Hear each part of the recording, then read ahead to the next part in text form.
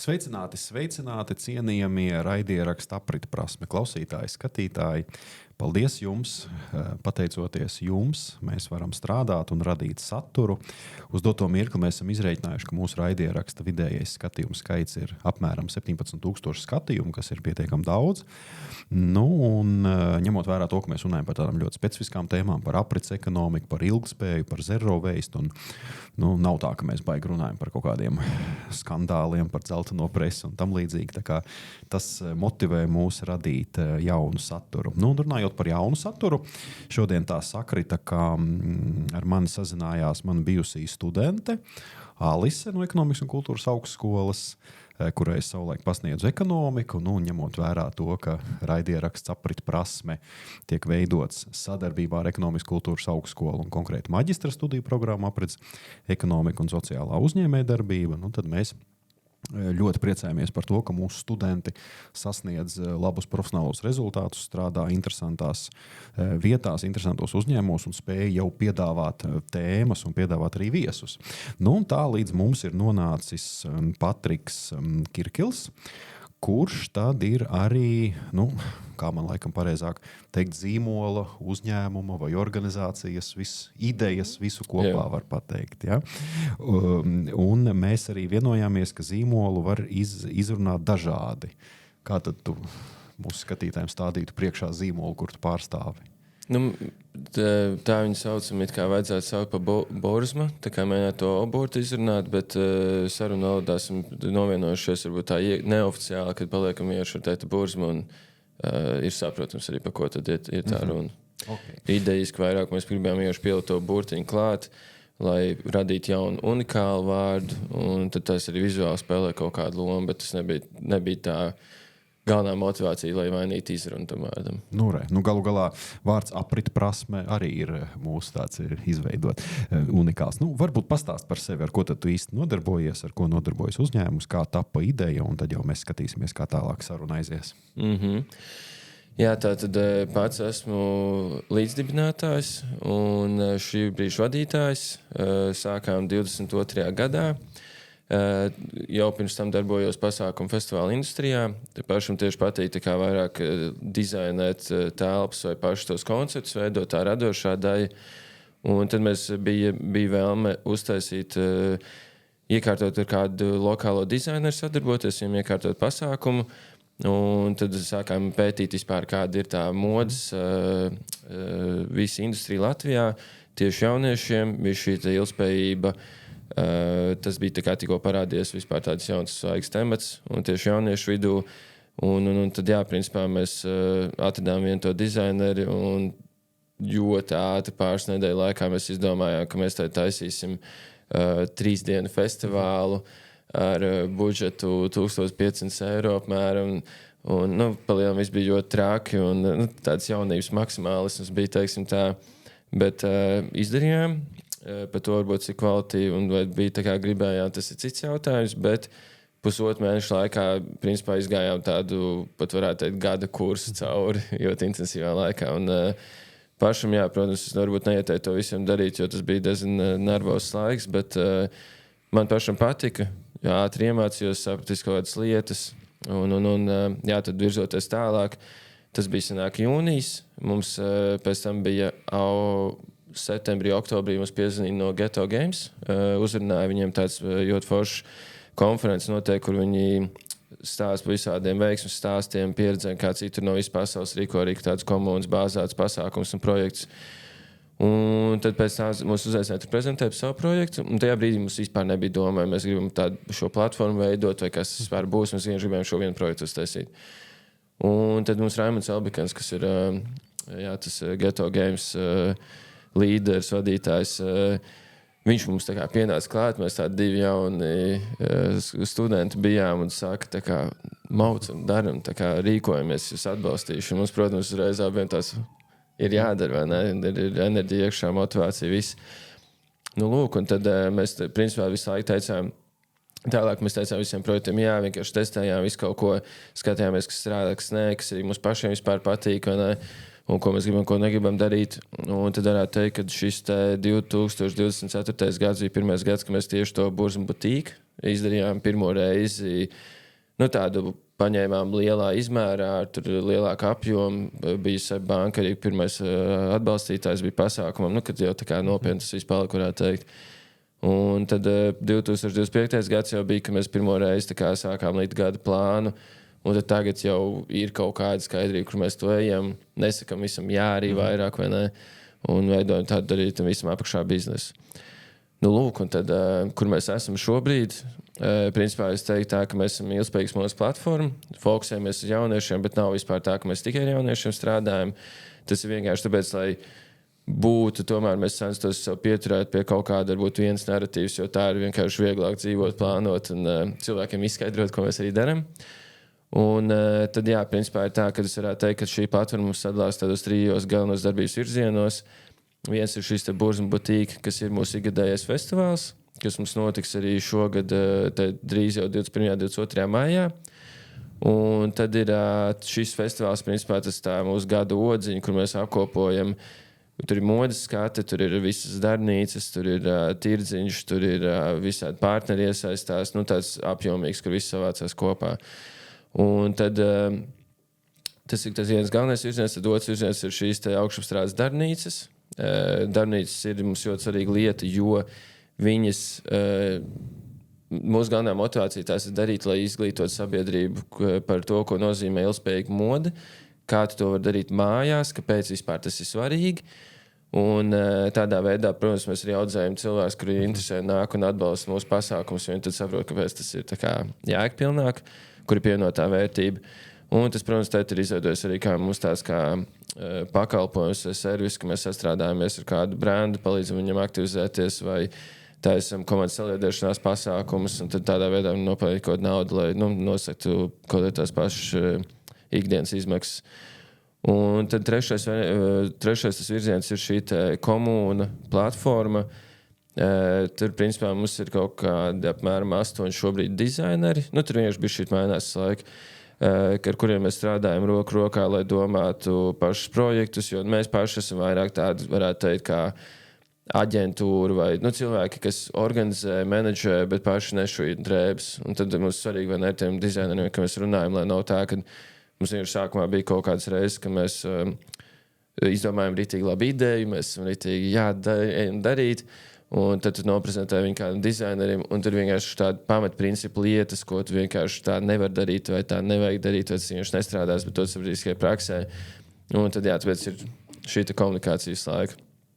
Lūk, bet jā, tā komuna platforma strādā tā, ka tur nav tikai dizaineri, tur ir mūziķi, tur fotogrāfi, videogrāfi, mākslinieki, tā kā daudz dažādu mākslas disciplīnu pārstāvi, un tad, respektīvi, mums ir kāds brands dizainers uzraksts vai sazinās ar mums, kuri gribētu strādāt ar kādu jauno talantu, un tad mēs attiecīgi katram projektam pielāgojam no mūsu tās komunas, pieslēdzam klāt projektam, un tad šādā veidā mēs viņam varam nodrošināt kaut kādu šo pirmo pieredzi, portfolio ierakstu, un tad jau arī kaut kādu pirmo naudu nopelnīt, ko viņi var integrēt, investēt savā tajā brandā un tālākajā attīstībā. Tātad, ja es pareizi sapratu, no idejas un 1,500 eiro budžeta 2004. gadā, 22. 22. gadā Jā. jūs nonācāt līdz visam šim ko tu tagad stāsti. Jā. Tas vēlreiz, cienījamie skatītāji, ir apliecinājums tam, ka ar deksmi, ar vēlmi var panākt diezgan daudz ko. Jā, jo tiešām, ja mēs runājam par 4 gadiem pēc būtības, jā, plus mīnus. Jā, tagad sanāk, ir 5. gads tagad sāksies. Mēs esam 4 tiks aizvadīti, sanāk jūnijā, jūlijā. Parunāsim, tu minēji ilgspējīgu mode. Varbūt paskaidro skatītājiem, kas tas tāds ir un kā jūs to saprotat un kā jūs to praktizējat. Jā, tas ir īstenībā, manuprāt, ļoti labs temats tādā ziņā, kad lieta, ko es pamanīju tieši īpaši pēdējā gada laikā, kad mums sāk nākt varbūt tādi nopietnāki sadarbības piedāvājumi. Visiem liekas, ka lielākā daļa sabiedrības liekas, ka ilgspējīga mode ir šis augšupstrādes virziens, ka principā tu vari redzēt, ka drēbe ir sašūta no dažādām citām drēbēm. Un tas galvenokārt ir īstenībā tāpēc, ka tu vari vislabāk nopārdot. Tā kā tu vizuāli, ja tu gribi uztaisīt video tilkstu, to tu uzreiz redzi, ka tā ir ilgspējīga mode. Bet es nepateikšu tā tieši precīzi, bet cik es runāju ar arī studentiem, cilvēki, kas tā kā ir specializējušies, jo padziļināt šajās lietās jautājumos pēc ilgspējīgu modi. tad, principā, ir ļoti daudz. Man teica, ka ir kaut kādi 40, 50 dažādi ilgspējīgas modes virzieni.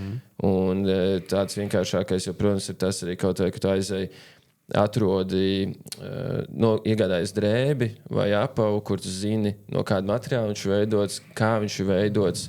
Un to, ka tu zini, ka tas pats krēkls, ko tu nopirki, tev kalpos tur 10 gadus, iespējams, nevis tu izvēlēsies šo te ātro modi, kur tev tas viss sadils, tev nav nejausmas, kā viņš ir radīts un no kurienes viņš pārnācis un cik kvalitatīvs tas viss ir.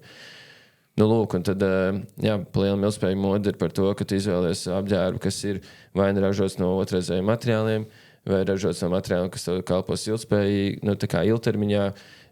Tur arī ir vispār to, kā viņi tiek ražoti, kā tas pēc process notiek.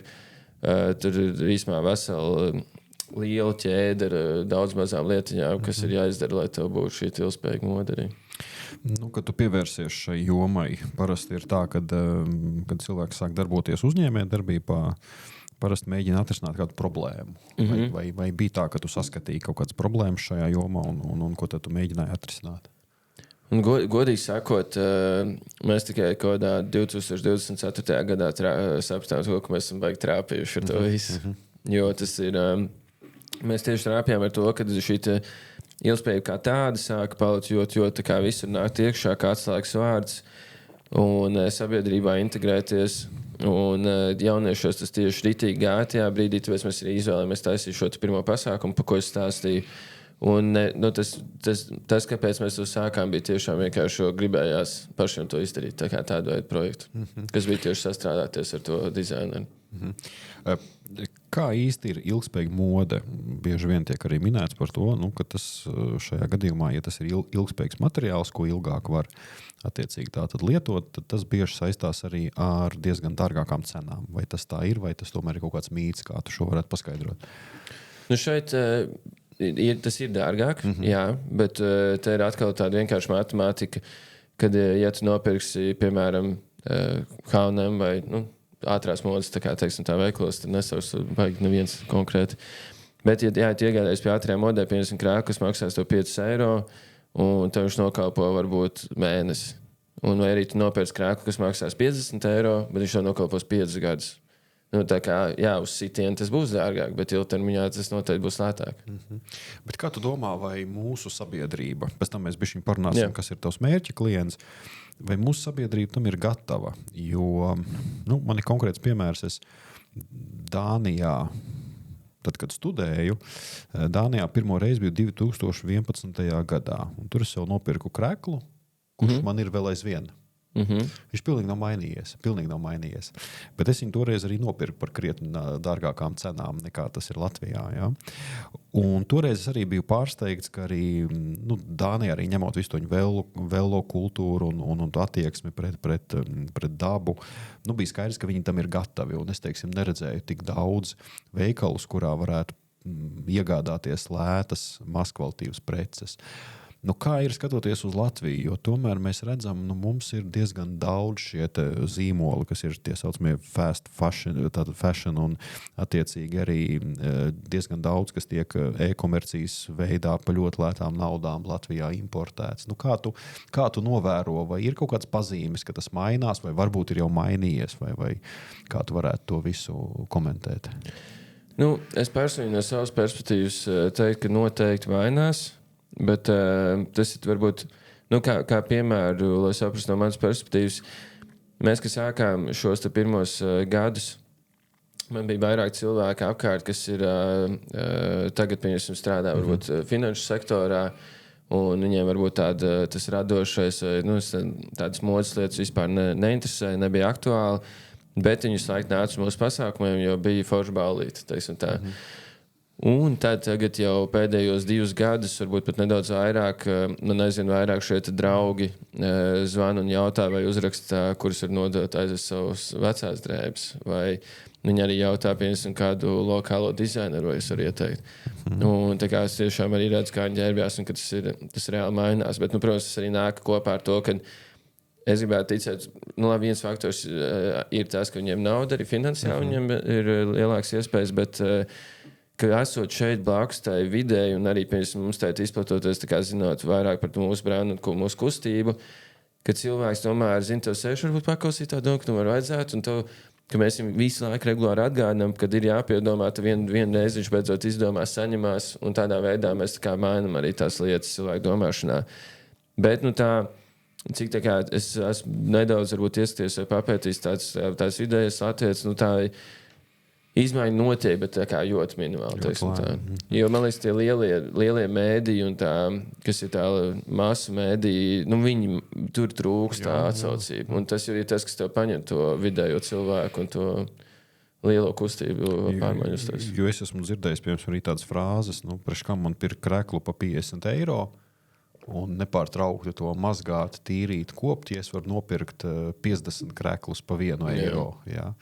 Ir tā, kā ir, jā, bet tas tā reāli notiek. Mēs redzam, tā patērētāja kultūra, gribot vai negribot, uzliek savu spiedienu, es teikšu tā. Ko tu vispār domā par patērētāju kultūru, vispār kopumā par aprits ekonomikas ideju, un vai vispār aprits ekonomika ir savienojama ar patērētāju kultūru? Manuprāt, noteikti. Tieši tur runāja par Dāniju. Es teicu, pēdējos pāris gados es daudz tur bijis. Mums ir izveidojušies arī tur sadraudzības partneri, brandi, dizaineri, kuri ļoti iedvesmojoši, kā viņi dara. Bet tur, kā tu teici, viņiem tas ir asinīs iekšā tā ilgspējīga domāšana, aprits ekonomika. Tāpēc es pat sākumā biju tās, var tā kā darīt, bet, protams, tas ir ļoti ilgā laika periodā. Viss tur daudz apstākļi ir. Bet mūsu gadījumā pazudom vai izmainīt.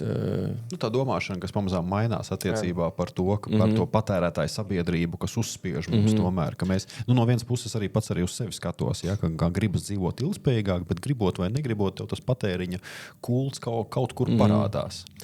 Bet tas, ko es redzēju, kad es biju kaut kādā arī, mums bija pasākums, kur mēs bijām uzaicināti, mēs bijām darbnīcu, un man pēkšņi ne no kurienes atceros pienāca tur arī tāds doktorāta students, un viņš sāka jautāties par tām drēbēm, ko tur, un tad viņš pēkšņi izstāstīja tādu lietu, kad es vispār nezināju, kurien ir šis stāsts, bet viņš sāk stāstīt par to, kad ir par kosmosa izpēti, un par šo aspektu, ka cilvēki kā būtu, ka jau sāk domāt, lai cilvēki prāti sāk pārslēdz to, kā mēs būtu, kad multiplanētu suga vai ne cilvēka rase. Un tad viņiem tur vienkārši ir tie finansējumi, vai ne, ka viņi jau ļoti laicīgi sāk to vispār pētīt, kā cilvēki reaģē un tā. Un tad viņš vienkārši sāka mums, tas, ko viņš mums piedāvāja, uzrunāja, diemžēl tas projekts nenotika, bet pamēģināt uzdizainēt, kādas būtu drēbes cilvēkiem, kur dzīvot uz mēnesi, jo tur, piemēram, tā gravitācija nav, un tad tu vari savu āmuru, piemēram, klipsi pielikt, jo viņš nekritīs gravitāciju. Tādas lietas, kas bija ļoti interesanti. Viņš tā kā papilosofēt par tām lietām. Bet, kāpēc to stāstu, viņš parādīja ļoti interesantu faktu, izstāstīja. Ir tā, ka pirmā bilde, kas tika uzņemta no mēnesi, kur var redzēt planētu Zemi, Tagad pieņemsim cilvēki, kas izbrauc ārā uz kosmosā, kosmonauti, kuriem labi, tur pāris cilvēki tādi ir, vai ne? Bet tajā brīdī, ko viņi visi saka, kad tu nostājies tajā perspektīvā, te uzreiz vienalga, kur tālāk atrodies planētas, tu visu laiku jutīsies kā mājās. Un ko tas nozīmē, ka tu vairāk nekur nemet atkritumus, vienkārši pa labi, pa kreisi uzreiz piedomā. Un kad šī ideoloģija, ka tu vari caur tādu perspektīvu pastīties lietām, ka viņi teica sāk to pētīt un mēģina atrast veidus, kā visiem cilvēkiem to ielikt. Un kad tā ir, ko es ar to gribu pateikt, man sākumā, jā, es biju tāds varbūt sadoši naivs un arī likās, tā kā tu to vari, kā tu nesaproši to, tas ir, kā tu vari tā darīt, vai ne? Bet es šobrīd esmu vismaz pašam savas sirdsmieram, to skatos tā, ka tās lietas ir izmaināmas, bet tas ir tā kā, tur nav, ja tev pēc sarunas viņiem tāpatās tā kā nemainās viedoklis un cilvēkam pa patēriņu kultūru, tad tur ir jāmeklē kaut kādi, varbūt citi veidi, kur tu viņi ieliec kaut kādā ekstrēmi citādākā perspektīvā, kur viņiem kaut kas saslēdzās šeit, ka viņiem beidzot pielic. Tā kā tās lietas, kāpēc tas ir šā svarīgi. Jo man šobrīd tas ir vienkārši pilnīgi pašsaprotam. Tā kā es uz ātriem modes veikliem, nezinu, es neesmu gājis 4-5 gadus. varbūt es kādu reizi tur esmu aizgājis līdzi vai nopircis kaut ko steigā. Jā, tā kā es neesmu baltām rociņām, vai ne, jo vajadzēja tieši baltu krēku uz kādu pasākumu un ir pēdējais brīdis. Bet man ir tas visu laiku ļoti pašprotama lieta, un es vispār nesaprotu. Man liekas, vājprāts, ka cilvēkiem ir ritīgi tas, ko tu teici, tas fakts. Man liekas, vienkārši ko tu vispār runā. Bet tas ir vienkārši ar laiku, un tas ir darīšanas jautājums, manuprāt. Protams, tas Dānija, protams, jau ir pavisam citā attīstības stadijā. Pirms tu sāki darboties šajā jomā, tu tādu terminu aprits ekonomika biji dzirdējis, biji par to domājis? Ne? Es tagad arī sācu neiedzināties vispār, kas ir tā ilgspējība un aprits ekonomika, un es uz fórumiem eju ar tiem cilvēkiem runājos, kas ir tādi, kas konsultē arī lielās varbūt kompānijas, vispār saprast, kas ir reāli kāds praksē strādā lielajos apjomos un ekonomikā un tā. Un tagad vispār aprits ekonomikas arī salīdzinoši nesen uzzināju, varbūt pirms kādiem 2 gadiem. Es varbūt biju dzirdējis, bet nekad nebiju pievērsis uzmanību, ka tā ir tāda lieta. Un tad jau arī tas īstenībā ir aizgājis uz to, ka tieši tikko bija tikšanās arī cilvēki, mēs runājam šo. Un ilgspējība vispār jau visi cenšas nelietot kā vārdu. Un tad, jo tas tagad tā aprits ekonomika ir tas tā kā ultimēts, tā kā galvenā lieta. Virsmērķis, jā. Jo tu redz, ka ilgspējība jau dienas beigās tā ir kā taisna. Mēs viņu jau paildzinām, kurš būs tas brīdis, kad mēs viņu izmetīsim ārā. Bet aprits ekonomika ir aplis. Un tā jau tas ir tas virsmērķis, kur mums īstenībā vajadzēs sasniegt un tikties. Aprits ekonomika ir modelis, un mēs par tos laiku esam runājuši, ka mums jāpāriet no lineārās ekonomikas uz aprits ekonomikas modeli. Tātad, man liekas, ļoti labs piemērs ir ar jūsu jomu. Ja es, piemēram, nopērku bikses, uzvelku tās, izmazgāju un izmetu ārā, tā ir lineārā ekonomika. Viss. Nevienam nerūp, kas tālāk ar to notiek. Bet aprits ekonomikā šajā gadījumā es nopērku apģērba gabalu, es to nesāju, es viņu izlietoju visu, un brīdī, kad tas jau vairs, man nav vajadzīgs, tad es to varu nodot tālāk, tas var noderēt kādam citam, to var pārstrādāt, to var pāršūt, to var izveidot par kādu bieži vien mākslas darbu, vai pavisam ir ļoti daudz piemēru, kad no apģērba veido pavisam cita kaut kāda veida priekšmetus un tā tālāk. Ja es biju vienā ārkārtīgi interesantā dārza izstādē, kur no vecām biksēm bija baigi smukās puķu dobes uztaisītas. Patiešām izskatās baigi forši un tādā ziņā. Ja? Tā kā te ir ārkārtīgi svarīgs ir radošums viss un baigi forši, ka jūs to pētat un ka tas visu laiku nāk iekšā. Savulaik bija tāda ideja, ka lietotu apģērbu veikali. Tad, kad es mācījos arī pamatskolā un pēc tam arī augstskolas pirmajos gados, ka tā ideja bija, ka tas tomēr ir tāds zemas statusa veikals, ka tur pārsvarā iet tie, kas nevar atļauties tur nopirkt drēbes normālos veikalos. Tagad, kā tu redzi, ir mainījies šī pieeja? Ir ļoti mainījies, jā. Jo tas arī bija, kāpēc, kad mēs pieņemsim, arī kad es to dizaineru uzrunāju, kad par to atgriežoties to pašu pirmo projektu, bija tā, kad es biju Vācijā, nodzīvojis Berlīnē 3 mēnešus, tas bija vēl Covid laiks, un es tieši braucu uz kaut kādu, kaut kas tur bija pa dienas vidu, pirmdienā, un sanāk, ir 12 pa dienu, un uz Tārbats ielas stāv, kur ir tās otrreizējā apģērba veikals, tās humana, man liekas, vintage, kas ir tādas krutās humpels, teiksim tā. Un tur stāv vienkārši 100 jauniešu rindā. Un es braucu garām, es ieraugu un sēžu skaidros tāds, kas notiek, kur kaut kas bija. Mums kaut kas šeit ir jādara. Un no turienes arī nāca tāda liela motivācija, kāpēc man panesās viss tas virziens. Bet, ko es to gribu pateikt, tas bija brīdis, kad jauniešiem tas sāk izmainīties. Un tad jau arī, kad es runāju arī ar cilvēkiem, kas ir varbūt pie 40 gadiem, vai kas ir varbūt tāda vecāka tā paudze arī, kad viņi jau nav tā, kad agrāk vēl kaut kādu pāris gadu bija, tā kā ko tajā lupatās staigām vai kaut ko, bet ka tagad viņi saprot, tā ir tā kā lieta, tas ir tā kā pilnīgi normāli, tas ir atnācis atpakaļ. Jo tas tāpatās kā, piemēram, mums tagad ir vidusskolāni, īpaši zēni, viņiem nāk atpakaļ ritīgi šūt platos džins. Un tas arī tajā laikā, kas bija, vai ne, platās biks bija moderni, tad es izgāju no modas, un tad es nāk atpakaļ. tādā ziņā man tas tiešām priecē, ka šis stereotips vismaz noteikti jauniešus, bet gribētu teikt, jaunieši teikt ir līdz 30 gadiem, vai nepacēla. Pat vairāk.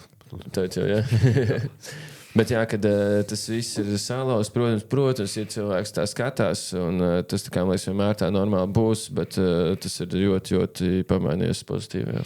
Moda mainās, protams, es atceros, tad, kad es biju pamatskolā, ja tev bija bikses, kuras ir bišķiņi īsākas, ja, kur zeķis var redzēt, tad tev pat izlēna savu kāju. Tā bija, ko tad tu staigā, paskaties tev. Tagad tas skaitās ārkārtīgi moderni. Ja. Tā, protams, ka tas mainās, un tas, kas nāk, ir patīkami paskatīties. Tu pieminēji tā, tad jā, mēs runājam tā tad second hand un tā vintāžas kultūra. Ir kaut īri tehniski, ir kaut kāda atšķirība starp second hand vai, kā tu pateici, vintāža, tas krutās humpalas vai kā. Ir kaut tā atšķirība tajā visā kustībā. Jā, second hand tas ir vairāk tā plaši ņemot, un vintage ir tāds apakšpaveids no tā second hand stage. Vintage ir tāds, es nemācu precīzi definīciju nepateikšu, bet kā es to interpretētu, ka tās ir tāds varbūt kvalitīvāks, solidāks vai tāds ar odziņu, tā kā drēbes. Un second hand ir principā viss, kas ir otrais lietots.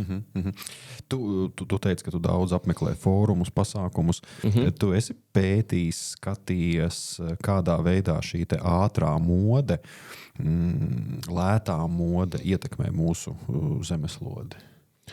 Jā, tie apjomi, kas tiek mēstā ar... Tāpēc mēs pieņemsim, mums bija tas pats Sheins un Tīmo, tas, ko viņi dara, kaut tas fakts, ko, es nezinu, man liekas, tas ir pilnīgs vaiprāts, bet cilvēkam pasaka, viņš tāpēc no viņus pasūta, ka kad tu no tām platformām pasūti, viņi ir tā kā ultra fast fashion, pat speciāli tika izveidot šāds termins. Tagad pasūti no turienes, un tagad tev atnāk brāķis, tas brāķis, kurus atsūta atpakaļ, viņi uzreiz lidina ārā. Vienkārši Mīskas kalnā. Viņi pat neskatās, viņi nemēģina labot, jo viņi ir tādā ražošanas ieskrējienā mauc, kad viņiem ir vienalga par to lietu. Un tas, manuprāt, tas ir pilnīgs vaiprāts. Un tāpēc cilvēks sūta, jo pasties par 3 eiro var pasūtīt lietu, ko tu pat nezini, vai tev vajag. Bet zini tikai 3 eiro. Tur jau tā lieta, tā atkal tā domāšana jāmaina. Kāpēc tev pirkt kaut ko ārkārtīgi lētu, kuram nav, var teikt, dvēseles, ka bieži vien tu pat vari, tagad ir tādas iespējas, ka tu pat vari dabūt cilvēku apģērbu, un tu šo cilvēku zini, jo, teiksim, mums arī Zero Waste Latvija, Elīna Kolāte, jā, viņa organizē tās, kā saka, lupatu maiņas, bet īstenībā lietu maiņas punkti, kur tu vari ar apģērbu mainīties. Un es nesen tikos arī ar aktīvistu, un Latvijā zinām arī Zero Waste aktīvistu Māju Krastiņu, kurai tātad ārkārtīgi forša jaka bija, un viņi saka, šo man rekurē, tā ir, viņi savs, un tā ir tā cilvēka jaka. Un man jau pašam arī, es varu palielīties, man ir Jura Kulakova jaka, jā, jo sanāca tā, ka Jurim es nesaukšu brendus, bet bija viens modes veikals, kurš Jurim Kulakovam bija devis ādas jaku uz koncertu, un tad Juris Kulakovs atnes atpakaļ to jaku, un tā jaka bija izlikta tirzniecībā, un es iegādājos, un pēc būtības, un tas var teikt, jā, ka tas ir otrais lietotā, bet kas to ir lietojis Juris Kulakovs savulaik pērkonā, jā, tā kā tas, manuprāt, pietiekami interesanti ir, ka tu to vērtību saproti, un jā, varbūt tieši par pievienoto vērtību apģērbam. Interesanti arī lieta, ko es tieši iedomājos, kad vērtīgi, manuprāt, pastāstīt, piemēram, ko mēs darām tām pašām darbnīcām. Mēs tēt arī runājam, kas man patīk, kad ir liels kompānijas, tur tēt nesaušu tieši vārdos, bet kas sāk domāt par to, kad, kā piemēram, tev ir korporatīva kompānijas 300 darbiniekiem. Un viņi parasti viņiem jāsūt tās kompānijas drēbes, vai ne? Un tas ir kaut kādi 400 tēkrakli, 400 hūdī, džemperi, vai ne? Un tu jau redzi, kā tu zini, pasūti, tur nāk tie cilvēki ņem, un tu jau redzi, kad viņi vedīs reiz laukiem, viņi vienkārši ņem, jo kā jau mums latviešiem, ja tu dod pa brīvu, tu ņems, vai ne? Un tas arī vēsturis jau nāca līdzi ir. Bet, kad šīs kas atbild par to tieši šiem jautājumiem kompānijās, tie cilvēki departamenti, viņi sāk palikt daudz aktīvāk, ka viņi tiešām grib to mainīt, lai ir jēgpilnāk. Un tad mēs arī sākam, piemēram, izstrādāt risinājumu, ko mēs gribēsim piedāvāt šīm kompānijām. Viena lieta, ko mēs esam pamanījuši, ka kaut vai, ja tev ir, darbnīca uz 50 cilvēkiem, viņiem visiem ir vienādi krēkli, viņiem visiem būs, pieņemsim, 2 tādas uzlīmes, ko tas mums ir karstam preses, tādas piežās virsū. divas vienādi, tā kā viens dizains, otrs dizains, un visiem ir viņas divas iedodas, un tu vienkārši var pamainīt, kur viņu uzspies, tā kā izvēlēs, kur uzlikt. Principā tie krākli dienas beigās izstās ļoti vienādi, bet, ja tu viņš būtu pasūtījuši kaut kur citur, viņš tā izgāts. Bet tas, ka cilvēks pats izdara to spiedienu, ir daudz lielāka iespējamība. Un vispār mēs redzam, ka daudz vairāk cilvēks reiz nesā to lietu. Un šī ir tā lieta, ko mēs arī cenšamies gribēt darīt, pirms to tur, ko mēs liekam to servisu, ko mēs gribam darīt, kad iziet cauri, tev visi darbinieki iziet, sēdēl pa darbnīcām, uzreiz apvienot komandas saliedēšanās pasākumu, safilmēt saturu, ko pats grib, kāda kompānija. Bet, kad tā ir īstenībā baigā lieta pa drēbēm. Man liekas, ar to visu mūsdienās, ka tev pat cik tik daudz tiek ražots viss tas sastīklos saturs vai ne, un viss ir tas overconsumption, tad, pievienotā vērtība ir paliek daudz vērtīgāka. Un tā ir pat drēbēm arī, ka redz, tur ir stāsts, vai ka tu kaut kā uzliec kaut kādu vienu mazo tādu uzlīmītas reizi, tad uzreiz, es gribu to uzsauc, jo tas manējais ir. Jā, tas ir ārkārtīgi interesanti. Es tikko par tām pateicu, uzlīmītēm. Es tikko biju burtiski nesen, pirms mēneša biju Oulu pilsēta Somijā, viena no lielākajām. Un Oulu universitāte tur atrodas, mēs arī bijām. Un es pēc tam izgāju ārā, es staigāju pa to pilsētas centru, un es nevaru saprast, un jaunieši staigā grupās. Un katrai grupai ir vienādas bikses, tikai citā krāsā. Tur vienai ir tur zaļas bikses, tur citai kompānijai dzeltenas, baltas, tad melnas. Un uz tām biksēm virsū ir ļoti daudz visādi logo. Uzspiesti virsū ārkārtīgi daudz visādi logo, tā kā uzšūti un kas. Un tad es jautāju tiem vietējiem, saku, kas tas tāds ir? Viņiem tā ir baigā tāda modas lieta, ka viņiem bikšu krāsa simbolizē konkrēto fakultāti. Piemēram, ja tu esi mediķis balts, tu tur esi zaļš attiecīgi, tur kaut kas ar vidi, bet vajag daudz visādas krāsas. Un tā uzlīme simbolizē izdzertā alkohola apjomu, kas pēc būtības ir fenomenāls. Un tās bikses izskatās, viņas ir visas noklātas ar tiem logo. Un tad es jauniešiem saku, jūs tā kā ar to lielaties, viņi saka, jā, bet iedomājieties, kas tā pa vērtību ir. Un tur ir tā, ka viņiem ir tā sistēma, ka tev to logo ne jau tā, ka tur vienu kokteili. Tev jāizdara kaut kāds konkrēts apjoms, tu saņem to logo. Tādā ziņā, man liekas, pietiekami interesanti. Ne? Tas atkal tā ir veidots. Par darbnīcām tu pieminēji, ko jūs tur darat, kas tur notiek? Jā, tā tad, principā, ir tā, ka mums ir, tā kā mēs nākam darbnīcām kaut kur parādīties, tad mēs izmantojam, mums ir 4 pamatveidi, kā tu vari dot to otro dzīvi drēbēji. Tur ir šūšana, apgleznošana, karstumprese un sietspiede. Protams, attiecībā no budžetiem lieliem pasākumiem vis tā mēs tur pamainām pielāgojam, arī tos pašus dizainus, un tad visādi pēcgadījumi. Kā piemēram, tagad man mīļākais tāds piemērs ir, labi, neīsmā, šodien tieši mums ar Sebu kopā jauniešu akadēmija notiek darbnīca. Vai varētu būt, ka šobrīd viņa jau beidzās, bet ar Sebu mēs ļoti daudz strādājam, un arī šādā veidā dodam jauniešiem, ka viņi dabūtu tās personalizētas drēbes, un tur ir tīri, pieņemsim, mēs tā ar sietspiedu darbojamies, vai kas tā ir vēl forša lieta, mums bija ar Nike sadarbība, un ar Nike, pieņemsim, bija tāda lieta, kad viņiem sanāk ir, tev nes atpakaļ brāķētas drēbes, un viņi teorijā, viņiem vajag viņus utilizēt. Tā kā pēc Nike lielās globāla likumdošanas. Un tad mēs ar viņiem kopā sadarbojāmies tā, ka viņi to viņi iedod uz savus brāķus, uz mūsu darbnīcu. Mūsu dizaineri sanāk sagrieza jautri pa emblēmas vai pa detaļām, tā kā sadalīja somas vai krēklus vai pat apaus sadalīja. Un tad mēs uzaicinājām mūsu komunas tādus influencerus, vai kas ir mūziķis, tāds sabiedrībā zināms cilvēks, jo viņiem vajadzēja mārketinga kampaņu, dienas beigās, protams, tā ir. Un tad, principā, viņi kopā ar mūsu dizaineriem radīja jaunas apģērbus un aksesuārus. Tādā veidā mēs izvairījāmies no tā, ka tās lietas vienkārši tiktu utilizētas. Un mēs radījām kaut ko jaunu, mēs uztaisījām foršu mārketinga saturu, mēs nopelnījām kaut kādu naudiņu. Un mēs arī iesaistījām iekšā savas komunas dizainerus, kur nopelnīja savu naudu, un arī tos pašus mūzikas influencerus. Sanāk, visiem ir visu kaut ko iegūt no šī visu projektiņa. Un tas viss, ko jūs radat, tas iet zem jūsu zīmoli, ja? Vai tas ir sadarbības, vai tas ir mūsu, tā kā mēs tā arī, piemēram, veidojam Mums ir mājaslapa, bet mēs bijām izstrādājuši tādu kā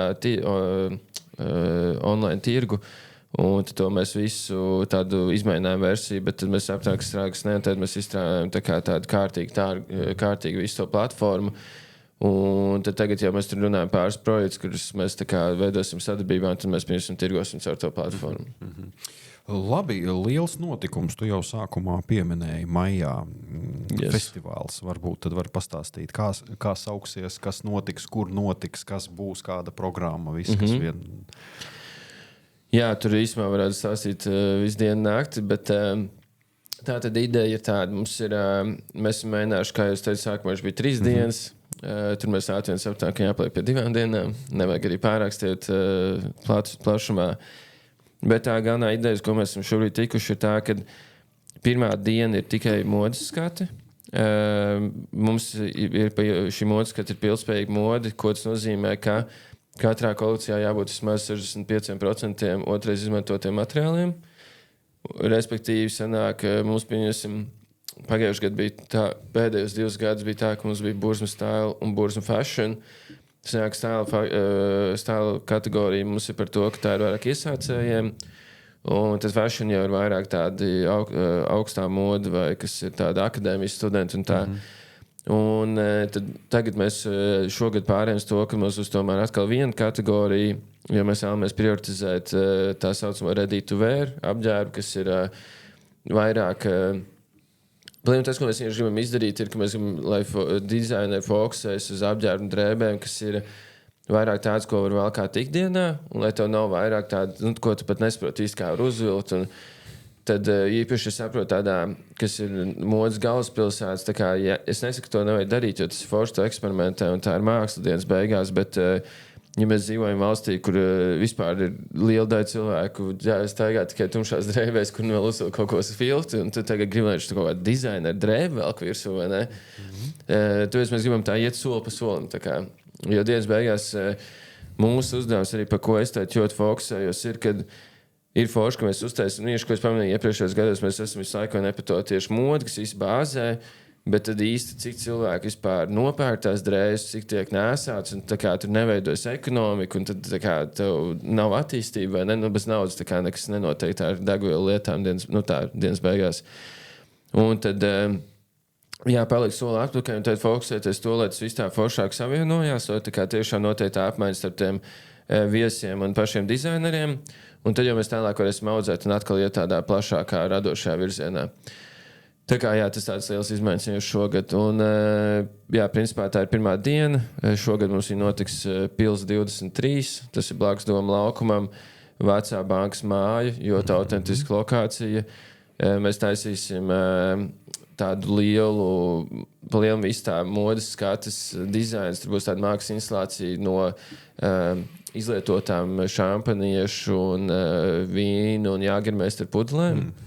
Un šeit atkal ir tas, ko mēs darām.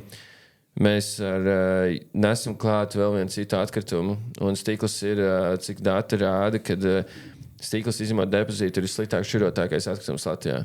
Un tad, ja teiks tos savāk šķirotākais, tad kur mēs paņemsim viņu līdzi un parādīsim, pamācīsim, kā tas jādara. Un tas arī nāk atpakaļ ar to, ka mēs negribam noīrēt daudz dārgu tehniku, ko mēs samaksāsim lielu naudu uz vienu dienu un visu, bet labāk paņemam jau kaut ko esošu, veidojam no tā un kaut ko unikālu, kas nebūs arī no vienam citam. Un tad būs arī nedaudz scenogrāfijas performance un cits lietiņas pārsteigums, ko es nestāstīšu vēl. Un otrā diena mums ir 22. maijs, Grīziņdārs. Tur vieta arī tāda salinoši jauna priekš pasākumiem, ļoti spēcīga tāda forša unikāla arhitektūra. Augstie ņuņorkas tipa griezti, kas man ļoti patīk. Un kas tur mums notiksies? Otrā diena mums ir par tādu kā festivālu, par svinībām. Viss smagais darbs, visas skatas, visas kolekcijas ir izveidotas. Tad laiks ir pasvinēt, atzīmēt to visu smago darbu. Un tad tur mēs sākam 3:00. 3:00 mums varās vajā būs atkal mūsu augšstrādes darbnīca. Būs partneru sponsoru aktivizācijas. Būs dizaineru tirdziņš, un tad arī kaut kādas muzikālas performances. Un tad mēs sanāk pulkstenis, ko tas 8-9 sāksies mums uz deju sacensības. Bet tā ir lieta, ko mēs pagājušajā gadā izmēģinājām, bija ļoti laba atsaucība. Respektīvi, mēs esam teikt uzaicinājām, mums būs žūrijas loceklis, kas ir, ja nemaldos, top 10 dejotājs pasaulē. Pārsvarā tas ir hip-hop tāda veida stili, bet mēs piesaistām dažādas stilus, lai tādiem cilvēkiem, kas tik ļoti nezina tās atšķirības, un lai dažādi stili ir interesantāk no malas skatītājiem. Mūsu uzdejotāji arī vēl no Francijas, Beļģijas, Lietuvas, Igaunijas. Tādas arī mēģinām to startautisko vest iekšā. Un kāpēc deju sacensības? Jo mēs gribam teikt, man liekas, tas ir Latvijā beigas stereotipiski, ka vienalga kāda veida festivāls tev ir, obligāti ir jābūt beigās koncertam. Vai arī, lai tev cilvēki atbrauktu, tev vajag paņemt kaut kādu lielo grupu, un viņi ir tā, kas atradīs vai ne tos cilvēkus. Lai mums, protams, ir forši skaisti izņēmumi, kā festivāls Lampa, un ir vēl pāris eksemplāri, bet ir uz rokas pirkstiem saskaitām. Jā, bet tur ir politiķu cepienas beigās. Redzi, bet tur nav koncerts. Tur nav koncerts. Un es par to, ka nav obligāti tam. Un tāpēc mēs paņemam deju sacensības un uztaisam krūtu šovu, ka tas ir tas galvenais, kas ar ko beidzās. Bet šogad mēs taisam tādu afterparty daļu, kas ir Night Festival daļa.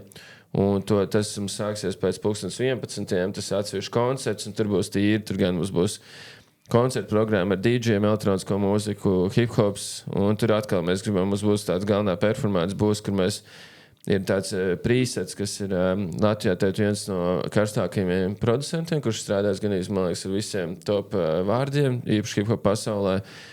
Un mēs taisīsim arī nestandarti, mēs taisīsim producentam koncertu, nevis tā kā mūziķim vai reperim. Un tad tur mēs arī gribam uztaisīt to skatuves dizainu. Viņš būs nevis tā kā, ka tur klasiskā izskatās skatu, ka tur vairākas līnijas ir gaismā, tas viss.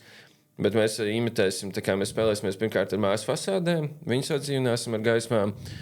Un mēs tā kā imitēsim, būs viņa tā kā studijas replika. Un senāk būs tā kā viņš sēdās savā studijā, tikai skatos, un pie viņa nāks ierakstīties tie mūziķi. Bet īstenībā viņi tā kā tajā brīdī tā kā performēs visu skatītāju priekšā. Tātad 21. 22. maijs, 21. maijā tātad Vecrīga, Pilsēla. Jā. Kāds Modas skats.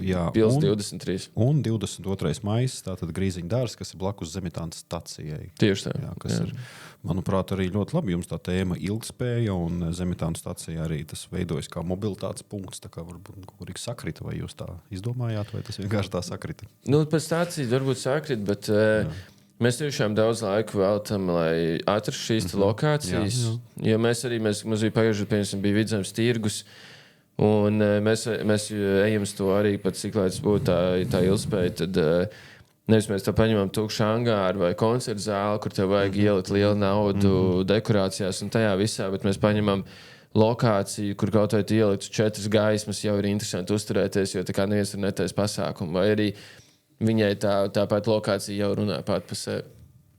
Tur jau tā lieta. Un kā ar prognozēt, cik jūs tā prognozējat dalībnieku skaitu? Tā kā apmeklētājs skaits? Jā, mums ir tā, ka principā pirmo dienu mums vienkārši ir limitēti līdz 400 cilvēkiem. Tur es domāju, ka mēs to pirmo dienu tur daudz mēs spiežam uz partneriem un visādas organizācijas, kā gribam, lai visi ielūdz un parādās un kopā ar mums atzīmē šo notikumu. Bet otrajā dienā līdz 2000 cilvēkiem. Pagājušajā gadā mums izgāja cauri abām dienām pie 2000 cilvēkiem. Tas ir. Bet tagad mums bija, labi, ir jārēķina tas, ka mums ir modes skate ar modeļiem, dizaineriem, visi tur vien jau ir 300 plus. Tā kā cilvēki, visi mūziķi, visi, tā kā mēs jau esam kā liels kolektīvs. Bet mums pagājušajā gadā piemēram, kas arī interesanta lieta, kad mēs kā strādājam šo komunas efektu, un pēc mums nav nekādas liela finansiāla atbalsta aizmugurē, tad mēs pieņemsim pagājušajā gadā 3 mēnešus, kas mums bija tas intensīvais laiks, kamēr mēs runājām par festivālu, viņu marketējām. Tad mēs 3 mēnešu laikā iztērējām 0 centus meta platformas reklāmās un sasniedzām 1,2 miljonus skatījumu. Iespaidīgi. Un tad tagad mums ir speaker partners uz mēdī. Mēs arī plānojam šogad investēt kaut kādas naudas šajās reklāmās. Tā kā tad iedomājieties, ko mēs ar naudu izdarīsim. Kādi īpašie viesi, varbūt kādi zinām vārdi, kas būs, ko varbūt klausītāji var rēķināties? Jā, mums ir...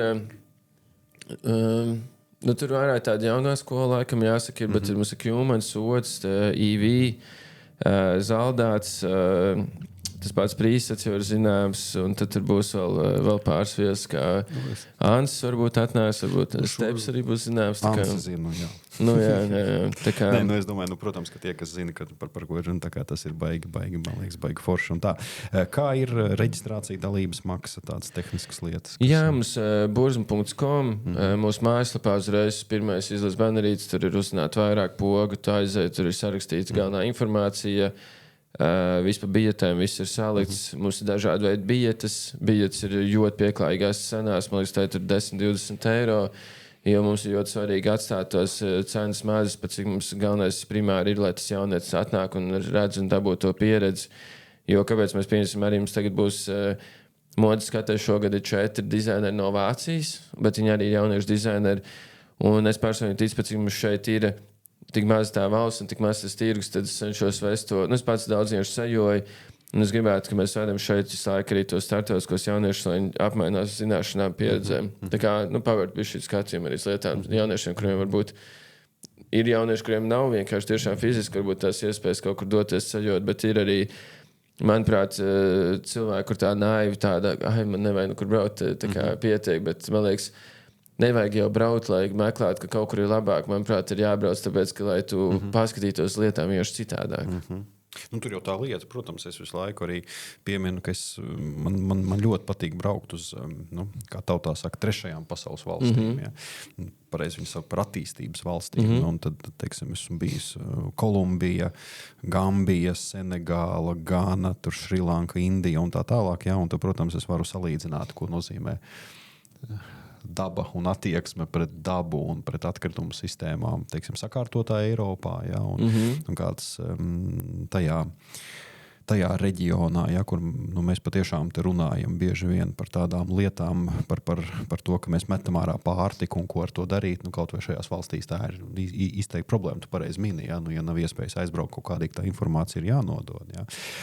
Pirms raidieraksta mēs ar tevi pie kafijas tases, var teikt, runājām, un tu teici, ka tev vēl būs kaut kādi, pareizāk teikt, ja man būs kaut kādi jautājumi, uz kuriem tu nevarēsi atbildēt, tad tas ir normāli, jo vēl zīmols, vēl un koncepcija vēl veidojas, vēl ir tādā transformācijas stadijā.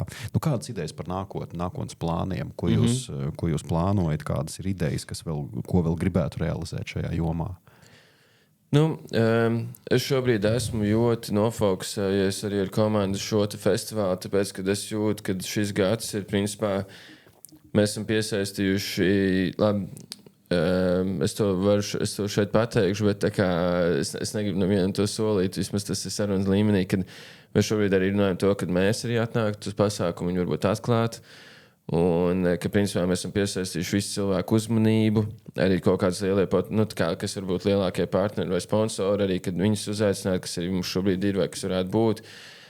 Un mēs arī tajā pašā žūrijā mums ir dabūti tādi cilvēki, kuriem es pats vispār biju piemirsis, ko mēs gājām, un tieši kaut kāds tikai pirms 2 nedēļām, kad tā kā viss tas likās kopā, tad mēs izgājām cauri, un tā kā liela visganīs viņi arī piekrita, tā kā nākt, un ļoti, ļoti liela atbildība ir, un tagad es jūtu, ka mums ir vienkārši jāizdara maksimums, un jāizdara visu labākās gribas, visu sīkumu, visu, lai viss ir tiešām ne tikai, lai ir labi, bet lai ir tā, ka tie cilvēki arī stāst, viņi grib ar mums strādāt.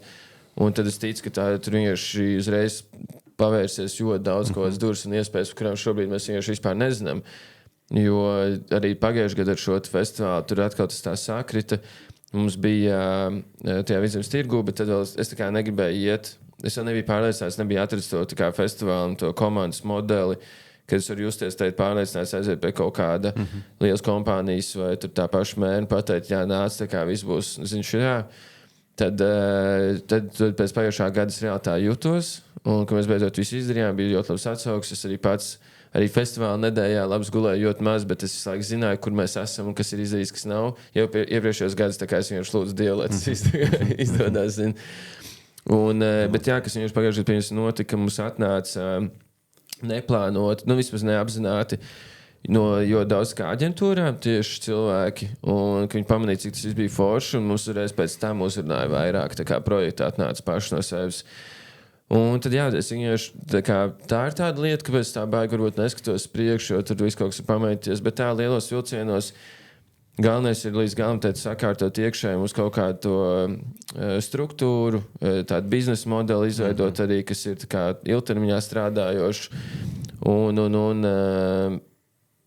Uz to startautisko nofokusēties. Un es gribu to, ka mēs arī jau prezentējām pašvaldībai, bet kad veidot tādu tieši uz jauniešiem fokusētu to festivālu Pilspēļu modi, jo pie jauniešiem īsumā trūks, cik mēs stāstījām un runājām, ka trūks tādiem tieši modē jauniešiem festivālu, kur viņi var tiešām izpausties uz to radošumu, jo pārsvarā, cik es saprastu, tā problēma ir, ka tev, pieņemsim, tādās lielajās pilsētās, kas vairāk tāds varbūt metropols ir, tev tur ir lielās modes nami vai kaut kādi lielie brendi, kas tomēr dienas beigās tev tie dizaineri kaut kā zemziņā vai kaut kā pielāgojās, lai viņi tiktu tajās mājās iekšā. Bet tā kā trūkst vienkārši modes skatu vai festivāls, kur tā atnāc un tu vienkārši nedomā par tām lietām, bet tiešām eksperimentē un izpaudies radoši. Un es gribētu izveidot tādu jauniešiem bāzēto festivālu ilgtermiņā, kur reāli no visas Eiropas varbūt pat plašāk braucas laika studenti, kamēr viņi mācās dabūt to pirmo startautisko pieredzi. Un tad, pieņemsim, tajā pašā Kopenhāgenā, nezinu, tur varbūt pat Parīze vai kaut kādas lielās pilsētas.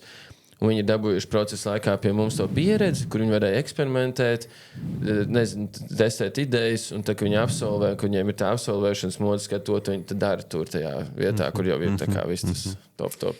Esmu pārliecināts, ka jums viss izdosies. Es tikai gribu atgādināt cienījumiem skatītājiem, klausītājiem, ka mēs runājam par zīmolu, par organizāciju, par uzņēmumu, kas ir izveidots tikai 4 gadus atpakaļ. Ja? Bet jūs jau esat nonākuši līdz tam, un esmu pilnīgi pārliecināts, ka ar to deksmi, kas arī nāk no Patrika, jums pilnīgi viss izdosies. Un man arī strādājot šajā sfērā, man ir ārkārtīgi liels prieks, ka tomēr te ir tā ilgspēja un ka tā tiek savienota ar modi, ka tas, manuprāt, ir tas pats foršākais. Ja? Un, protams, cepur jūs strādājat ar jauniešiem, ka tas ir tā mūsdienīgā pieeja, gan savu šo, attiecīgi, gan platformas pieeju, kas ir tā platforma ekonomika, ja? Kas arī tika pieminēta un vispārējais, un ka tu mācies laiku attīsties, un, manuprāt, tas ir baigi forši. Ir kaut kas beigās vēl piebilstams no savas puses? Ko es varu piebilst, ir nākat uz festivālu, vienkārši nākat galvenais uz pasākumiem un nesažat mājās. Tā kā citādāk socializēšanās, manuprāt, ir svarīgi. Protams, nevajag to pat daudz varbūt un ar mēru, bet kaut vai, ja tu atnāks uz kādu izstādi, pateikt šau vai uz 10 minūtēm, tas tiešām daudz ko maina. Paldies liels pie mums studijā. Raidieraksta Aprit prasme. Tātad viesojās Patriks Kirkils un pārstāvošais uzņēmums. Kā tu izrunā?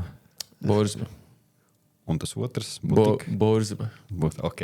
Forši. Yes. Burzma, bet es sapratu, mēs jau vienojamies, ka var gan tā, ka īsti nav. Tieši tā, neņemšu pie sirds. Paldies, lai veicās un nāciet visi uz festivālu 21. 22. maijs un meklējiet informāciju sociālajos tīklos. Paldies un tiekamies nākošajos raidierakstos. Paldies, Patrik. Paldies.